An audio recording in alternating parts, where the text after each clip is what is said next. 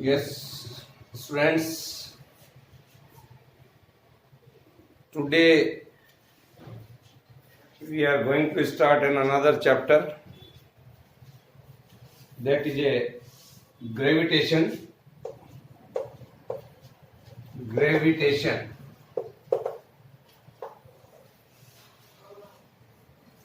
So children, as we have seen in our chapter 1, that was motion, and we have studied the motion of an object in a straight line in our chapter 1, and in the next chapter we looked into the causes of motion.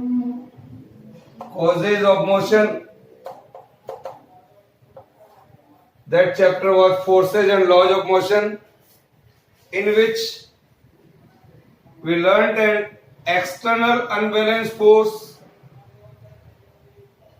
is always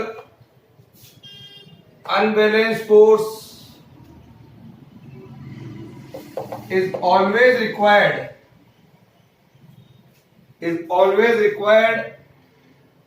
to start motion in a stationary body, or we can say to change the speed of the body, or we can say to change the direction of the motion of the body.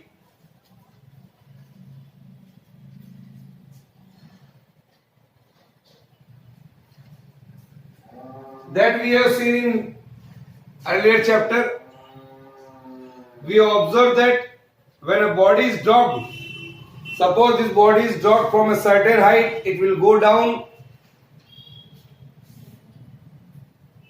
it falls towards the earth. The motion in the body must have been initiated by a force exerted by the earth on the body. That we have seen. Also, all the planets move around the sun in an elliptical orbit, where their direction of motion changes continuously. The change in direction must be due to an unbalanced external force on each planet exerted by the sun. Similarly, I can say the moon revolves around the earth in a circular orbit, and the direction of motion of the moon changes continuously. So, there must be, due to an unbalanced force on moon exerted by the earth. These simple things we know very well. So, Newton grasped that nature of the force involved in all the three cases must be same. And Newton called this force as the gravitational force. So, dear children, Newton thought first about the gravitational force. So, in this chapter, we shall study gravitational force in some detail, including Newton's universal law of gravitation, जिसकी हम बात करेंगे, and motion of an object under this force. In this chapter, we shall also study acceleration due to gravity and weight of the body. This we will also discuss in this chapter. So now today we are going to discuss a simple word, gravitation. ear. What is this? Initially we are talking about just introduction of gravitation. So dear children, Newton was sitting under an apple tree. One day he was sitting under an apple tree. Then what he observed? When an apple fell on him, he thought that apple fell due to downward pull. Downward pull of earth on the apple.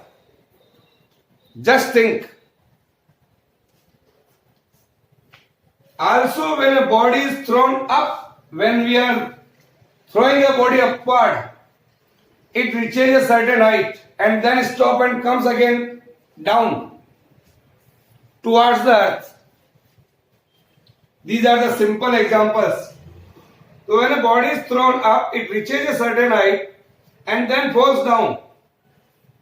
So continuous downward pull of earth on the body decreases its velocity in the upward direction to be zero at a some height.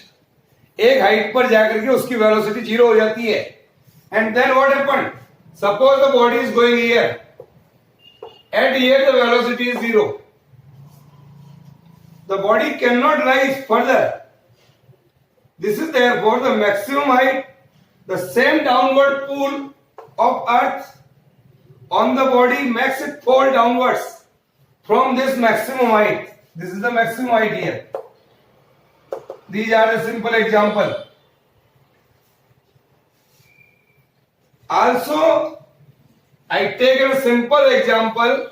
You take a stone and a string. So consider a piece of stone tied to one end of a string and just it will move like this. Here, take a string and tied a stone and reels like this. What happened? I can say, children, when a stone tied to one end of a string, hold the other end of the string in hand. Say this is our hand. Here. And reel it around a constant speed. So here, dear children, this is the stone. And the force which acts on the stone is towards the center. The stone moves in a circular path with a certain speed. In this manner. See. But the direction of motion changes continuously. When the stone is moving, its speed is constant, but the direction of the motion changes continuously. The change in the direction of motion involves change in the velocity, or I can say acceleration of the stone. Once the direction changes, the velocity changes continuously. Speed does not. Speed is same. So I can say, children, the external force F that causes the acceleration and keeps the stone moving uniformly along the circular path like this is acting towards the center of a circular path. That force is called here, that is centripetal force. That is centripetal force. It is towards the center. If at any instant if we release the string, suppose if I release the string, then that stone will move along the tangent to that path. If I release the string, the stone flies along the tangent to the circular path. Because the moment of string is released, a centripetal force is no longer provided. Centripetal force खत्म हो गया. So centripetal force is not provided. So a stone will go in that direction. The stone is free to fly off along the tangents. So I can say motion of the moon around the earth is also due to the centripetal force. It is clear? These are the simple things, just we revise them. Provided by the force of attraction of the earth on the moon. Is it clear? So dear children, on this basis, Newton gives us an idea about gravitation. What is that? So dear children, gravitation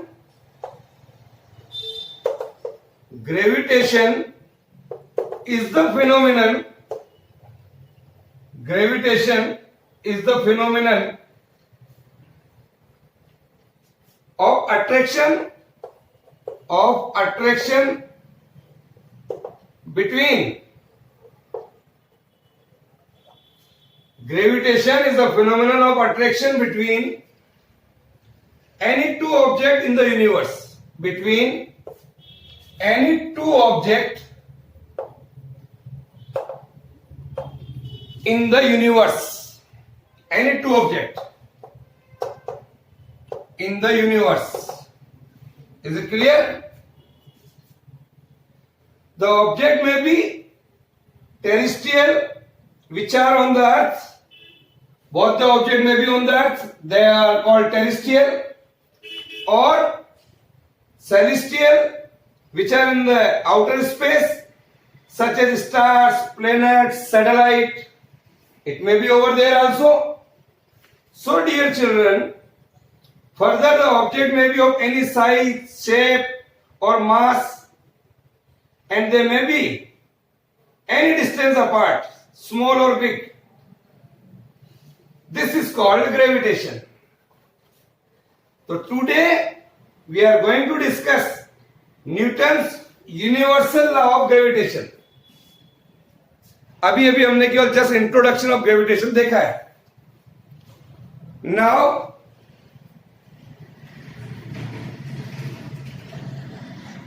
Now we start another article of this chapter, or first article of this chapter even, Newton's universal law of gravitation. Newton's universal law of gravitation. Here. So dear children, what is that? Every object in the universe attract every other object with a certain force. So I can say that every object in the universe attract every other object. So the force in between the two bodies is directly proportional to the product of their masses. Force in between the two bodies is directly proportional to, suppose this is a one body and here is another body. Say this is M1 and this is M2. Suppose the force from this body to this body and from this body to this body, say an equal and opposite force here, say F. Suppose this body is A and another body is B. The distance in between of them is R. Here. So every object in the universe attracts every other object with a force in between the two bodies is directly proportional to the product of their masses,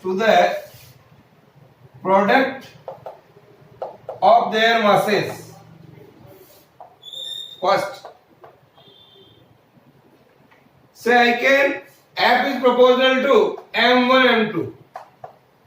Here the mass of the body is m1 and here the mass of the body m2. The force in between them is F. It is inversely proportional to the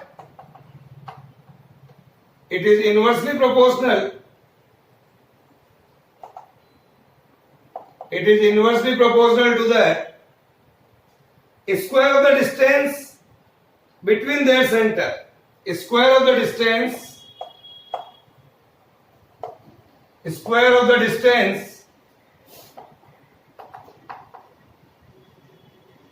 between their centers. That is, in between A and B there is a distance is R. The direction of the force is along the line joining the center of the two objects. Here we can say force is along this line. So children, I can write here F is proportional to 1 by R square. This is our equation number 1 and this is our equation number 2. Write down.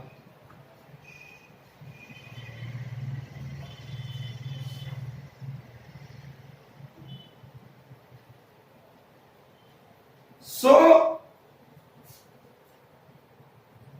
F is the gravitational force of attraction between these objects.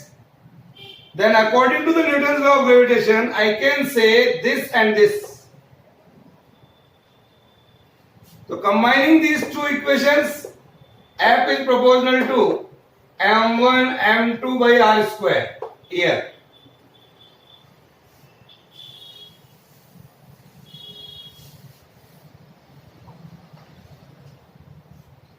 The constant of proportionality here, F is equal to the constant of proportionality here is G.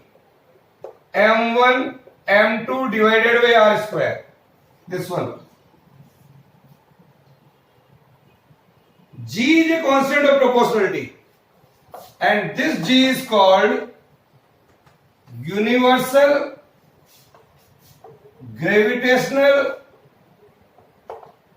constant here.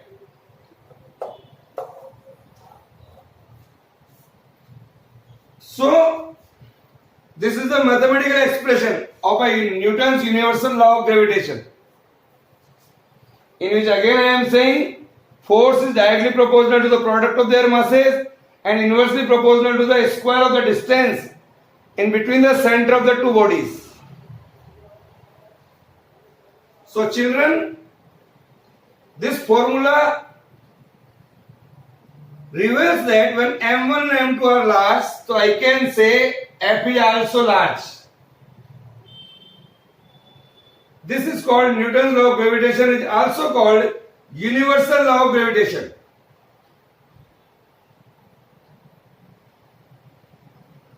Now, what is the unit and value of gravitational constant? What is the unit and value of this universal gravitational constant? So according to this law, the force between the two bodies is given by this formula here. F is equal to G m1 m2 by R square. So I can write here G is equal to F into R square divided by m1 into m2 here.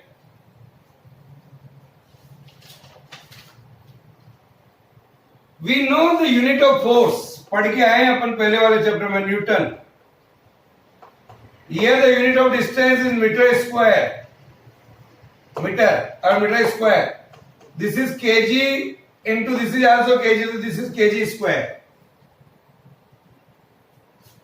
तो SI unit, SI का मतलब होता है बच्चों standard international. Standard international.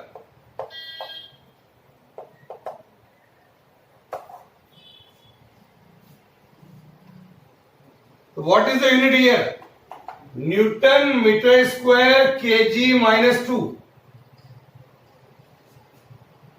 What is the value of this constant? Just we are going to find out. What is the value of this constant?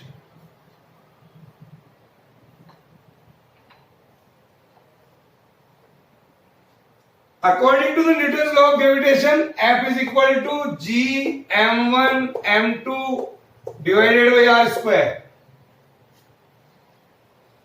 तो G is equal to आ गया F into r square divided by m1 into m2. If suppose m1 is equal to or m2 is equal to 1 kg and the distance in between the two bodies is 1 meter,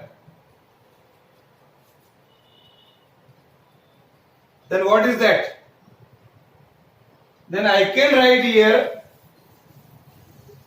put the values here.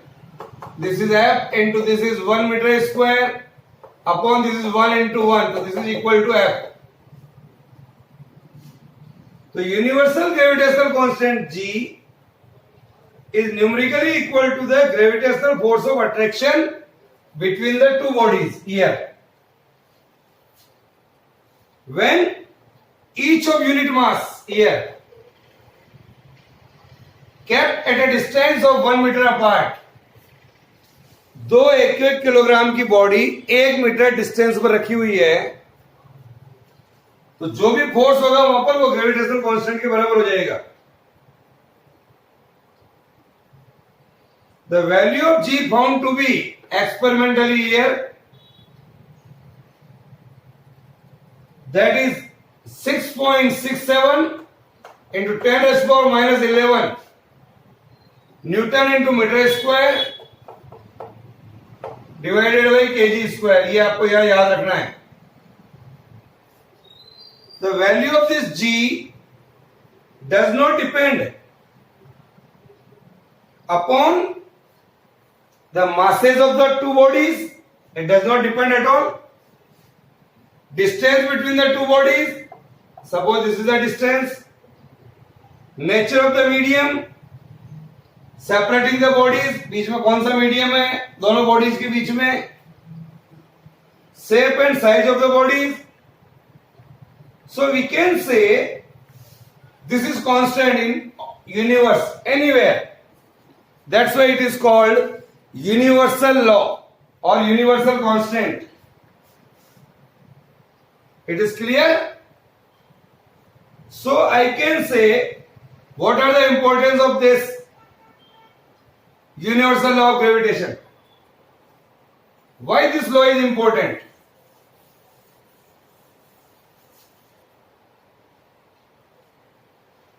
Because what is the importance of this law? Gravitational law of attraction of the earth is responsible for binding all the terrestrial objects on the earth. All the terrestrial objects, I can say TERRESTRIAL.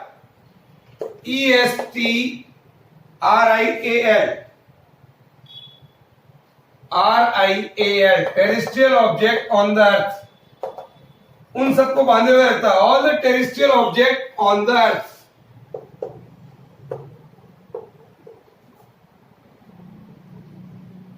It is responsible for binding. It is responsible for binding the atmosphere around the earth. It is also responsible to binding the atmosphere on the earth. This law. The gravitational force of earth is also responsible for the rainfall, snowfall on the earth. It is also responsible for rainfall, or I can say snowfall on the earth. The flow of water in rivers also due to gravitational force of the earth on water. A lot of examples we can see here. The moon revolves around the earth due to the gravitational pull of earth. All the planets revolves around the sun also due to this These are the importance of these law. The tides formed by the rising and falling of water level in the ocean is also due to this gravitational force of attraction. So dear children, a lot of examples we can see in our daily life. So this is all about today.